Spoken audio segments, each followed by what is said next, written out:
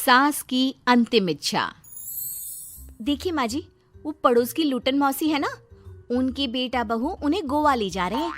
अरे क्या बात कर रही है बहू, उसके तो ना मुंह में दांत है ना सर पर बाल, क्या करेगी गोवा जाकर।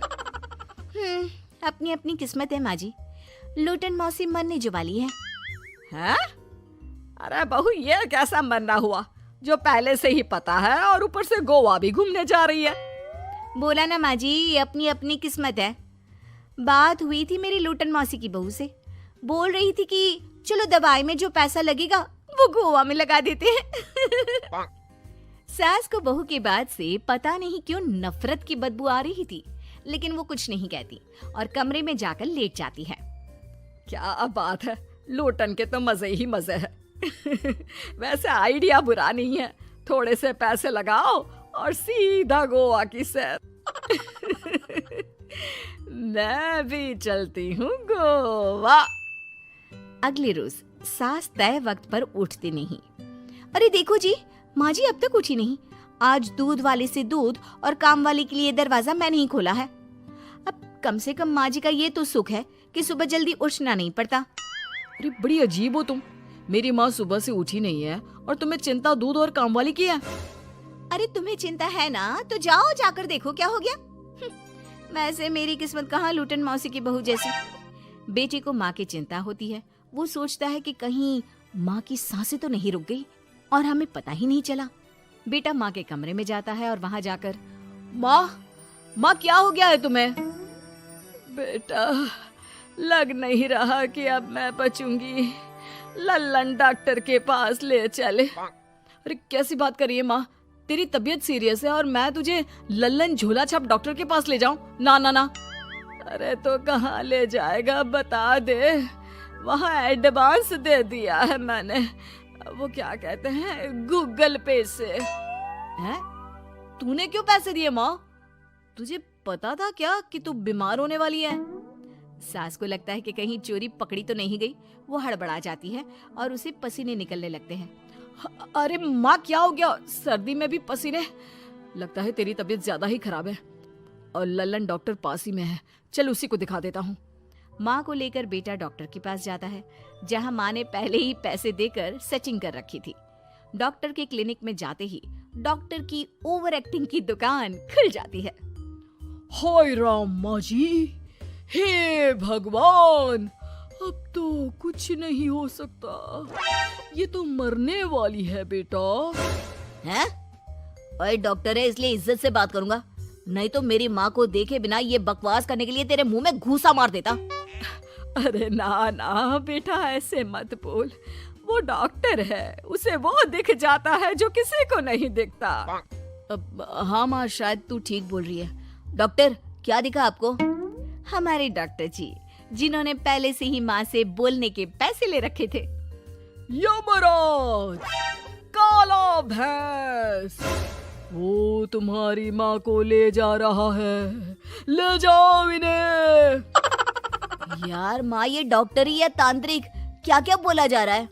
अरे बेटा, वो डॉक्टर है, उसे वो दिखता है जो किसी को नहीं दिखता। इनकी हर इच्छा पूरी करो, क्योंकि यम नहीं चाहते कि इनकी कोई भी इच्छा को अधूरी रखा जाए। निराश मन से बेटा माँ को लेकर घर आता है। माँ, आज से मैं ऑफिस नहीं जाऊंगा, चल तुझे वो झूले वाले पार्क में ले चलता हूँ जहाँ तू पिताजी के साथ जाया करती थी। ठीक है बेटा चल, लेकिन साथ में वो बीड़ी का बंडल रख लेना, तेरे पिताजी वहीं झाड़ी में पिलाते थे मुझे। हैं? माँ कैसी बात कर रही हो? वैसे भी जीवन के 4 दिन बचे हैं और तुम। अरे देख बेटा, ना पिलानी तो ना पिला, लेकिन सुना ना तूने डॉक्टर ने क्या कहा कि मेरी कोई इच्छा खाली नहीं रहनी चाहिए। अरे वैसे बेटा 4 दिन की जिंदगी है, न जाने कब मौत आ जाए। माँ के मुंह से मौत का नाम सुनकर बेटा गंभीर हो जाता है, उसकी आंखें लाल हो जाती है। वो माँ का हाथ पकड़ लेता है। माँ को भी लगता है कि उसकी मौज मस्ती कहीं बेटे को डिप्रेशन में ना डाल दे। देख, लल्लन का फोन आया था, बोल रहा था कि हो सकता है मौत ना भी आए, पर इच्छा पूरी करके रख दे। जब जाऊंगी तब तृप्त होकर जाऊंगी, क्यों? तभी बहू की आवाज आती है, माँ जी आपकी फेवरेट गट्टे की सब्जी बनाई है। सास खाने के टेबल पर जैसे ही बैठने वाली होती है, बहू उनकी चेयर पीछे करती है और प्यार से बिठाती है। बहू शांत हो जाती है। वो माँ को बस देखती है और उनकी हर बात मानती है। रात को जब सास सोने जाती है तो, माँ जी मैं आपके पैर दबा देती हूँ, आज आप डॉक्टर के पास गई थी, थक गई होंगी ना। बहू का प्यार देखकर सास को हैरानी होती है। वो समझ नहीं पाती कि जो बहू उनके मरने को अपना भाग्य बताती थी, वो आज जब सास मरने वाली है तो दुखी क्यों हो रही है। क्या सोच रही है माँ जी? यही ना कि मैं ऐसा क्यों कर रही हूँ। माँ जी मैंने आपको हमेशा अपनी माँ माना है। माना आपसे नाराज होती थी, परेशान होती थी, आपकी बातें चुभती थी, लेकिन यकीन माने प्यार बहुत है आपसे मुझे। सास बहू को गले लगा लेती है। अरे तू क्यों मोह में डाल रही है? आज नहीं तो कल मुझे मरना ही है ना। बहू रोने लगती है और वहां से चली जाती है। अब तो सास आए दिन कोई ना कोई डिमांड करती जिसे बच्चे पूरा करते। मुझे ना वृंदावन जाना है, कृष्ण की नगरी देखने। जी माँ जी हम आपको लेकर चलेंगे। माँ मैं कल ऑफिस से छुट्टी ले लेता हूँ। बेटा अब आए दिन छुट्टी लेता और माँ को घुमाता फिराता। एक दिन बॉस कहते हैं, रमन क्या बात है? मैं देख रहा हूँ पिछले 1 महीने से तुम ना काम करते हो ना दाम, बस सारा दिन इमोशनल से बैठे रहते हो। ऐसे में तो कंपनी तुमको और नहीं रख पाएगी। मैं खुद ही नौकरी छोड़ने की सोच रहा था बॉस। वो क्या है कि माँ का आज नहीं तो कल कभी भी देहांत हो सकता है। इतना कीमती समय मुझे तो पल पल उनके साथ रहना होगा। पता नहीं कब वो मुझे छोड़कर चली जाए। और बेटा नौकरी छोड़ देता है।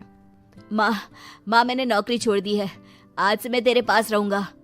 माँ जी मैंने भी बच्चों का नाम स्कूल से कटवा दिया है, अब हम सब आपके पास ही रहेंगे और आपकी सारी इच्छा पूरी करेंगे।